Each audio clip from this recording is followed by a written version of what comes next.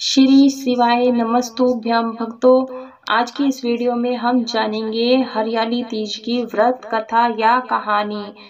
सावन मास के शुक्ल पक्ष की तृतीया तिथि को महिलाएं शिव पार्वती का विशेष पूजन करती हैं, जिसे हरियाली तीज भी कहा जाता है। श्रावण शुक्ल की तृतीय तिथि को हरियाली तीज के नाम से मनाया जाता है। इस तीज को छोटी तीज, सिंधारा तीज, श्रावणी तीज, मधुश्रवा तीज आदि कई नामों से जाना जाता है। ये करवा चौथ की तरह ही इस दिन का भी विशेष महत्व होता है। तो भक्तों, आषाढ़ तृतीया को मनाया जाता है उसे हरतालिका तीज भी कहते हैं। दोनों में पूजन एक जैसा ही होता है, अतः कथा भी एक जैसी होती है।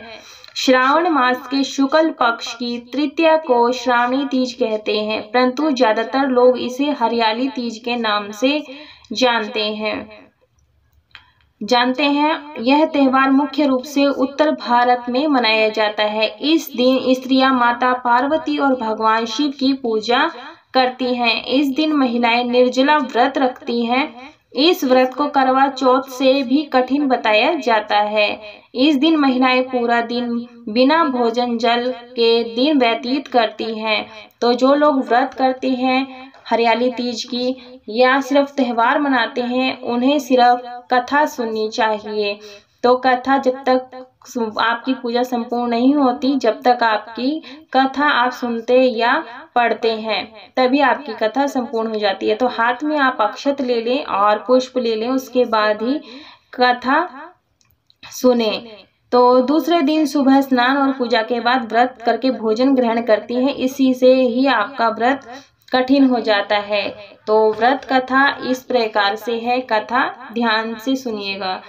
तो भगवान शिव ने पार्वती को उनके पूर्व जन्म के बारे में बताया है और याद दिलाने के लिए यह सुनाई थी हरियाली तीज की व्रत कथा, जो इस प्रकार से है। शिव जी कहते हैं, हे पार्वती, बहुत समय पहले तुमने हिमालय पर मुझे वर के रूप में पाने के लिए घोर तपस्या की थी।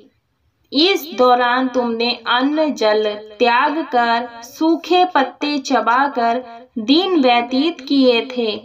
किसी भी मौसम की परवाह किए बिना तुमने निरंतर तप किया।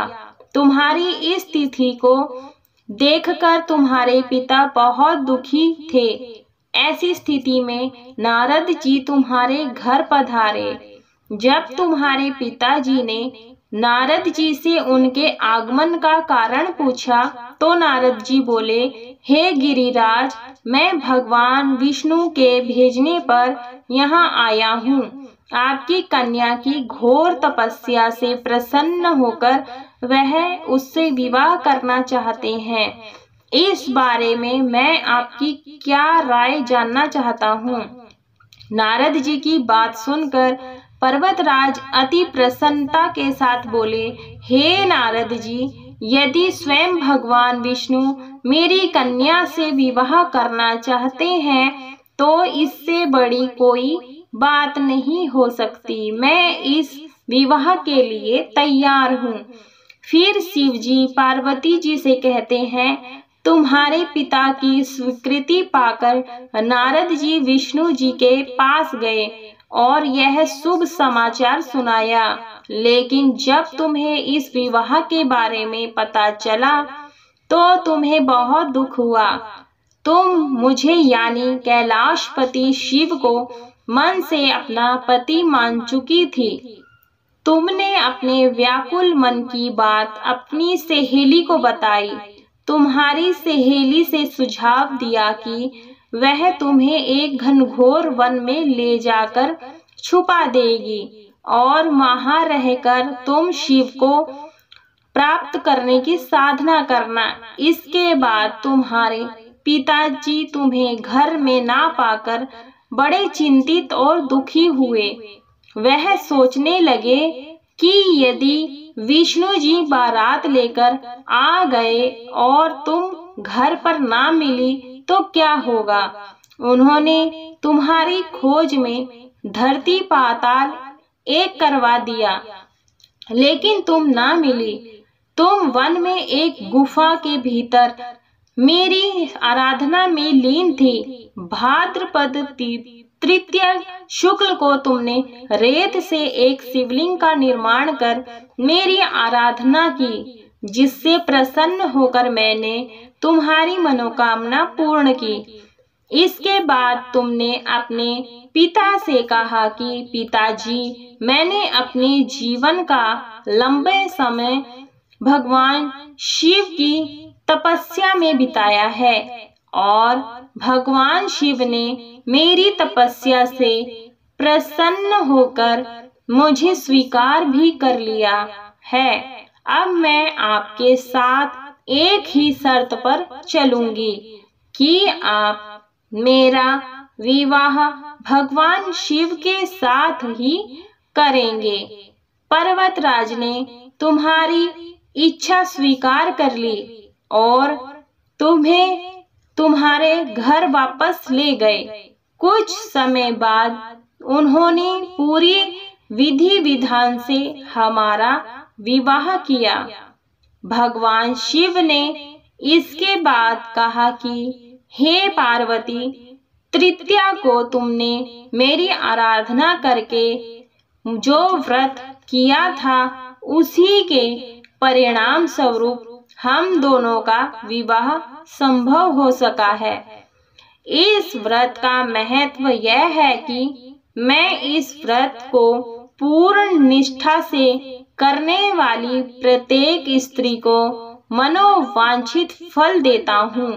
भगवान शिव ने पार्वती जी से कहा कि इस व्रत को जो भी स्त्री पूर्ण श्रद्धा से करेगी, उसे तुम्हारी तरह अचल सुहाग प्राप्त होगा।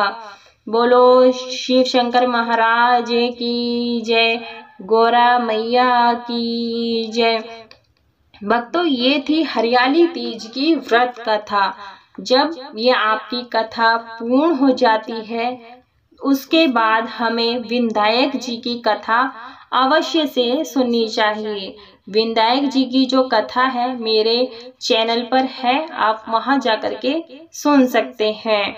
और जो हरियाली तीज है वो उस दिन आप व्रत रखते हैं। व्रत के दौरान इसकी जो विधि है, पूजन है, ये सुबह के समय में किया जाता है। अगर किसी कारणवश आप सुबह में इस पूजन को नहीं कर पा रहे हैं तो आप अपना शाम के समय प्रदोष काल में भी इस पूजन को कर सकते हैं। जब हमारी कथा पूर्ण हो जाती है तो हाथ में जो अक्षत और पुष्प लिए हैं, ये भगवान के चरणों में यहीं पर छोड़ देंगे और हाथ जोड़ लेंगे। पूजा में रही कोई भी भूल चूक गलती हो गई हो, गलती क्षमा करें और अपनी कृपा दृष्टि सदैव सर्वदा हम पर बनाए रखें। तो इस प्रकार जब हमारी कथा कंप्लीट हो जाती है, उसके बाद हम करेंगे कपूर से आरती। कपूर से आरती आप कर ले, क्योंकि कर्पूर से जो भी पूजा में रही कमी होती है वो कर्पूर से पूरी हो जाती है। और भगवान भोलेनाथ को जो कपूर की सुगंध है वो अति प्रिय है। तो आप भगवान भोलेनाथ की जो आरती आती है वो गा करके आरती उतार ले। अगर आरती नहीं आती है, गानी बोलनी नहीं आती है, तो आप श्री शिवाय नमस्तुभ्यम या हर हर महादेव ओम नमः शिवाय मंत्र का जाप करते हुए आरती उतार ले और आरती को ठंडा कर ले इस प्रकार से। और उसके बाद हमें 3 बार या 5 बार इस प्रकार से मिनसना है। आप जल से जल फेर ले और उसके बाद दक्षिणा जरूर से दें। और हरियाली तीज के दिन सुहाग की सामग्री ज्यादा से ज्यादा दान दी जाती है। कहते हैं कि दान करने से हमारी सुहाग जो उम्र है वो लंबी होती है और हम सदा अखंड सौभाग्यवती रहते हैं। और हाथ से उनके चरण स्पर्श कर ले और प्रार्थना करें कि अगर भूल चूक गलती हो गई हो तो क्षमा करें। और दोस्तों, ये थी कथा। और वीडियो पसंद आई हो तो वीडियो को लाइक कीजिए और ज़्यादा से ज़्यादा शेयर कीजिए, ताकि अन्य भक्त भी हमारे वीडियो से लाभ प्राप्त कर सके और आपको भी पुण्य प्राप्त हो। और अगर मेरे चैनल पर पहली बार आए हैं तो चैनल को सब्सक्राइब कर लीजिएगा। कमेंट बॉक्स में हर हर महादेव, जय गौरा मैया अवश्य लिखें।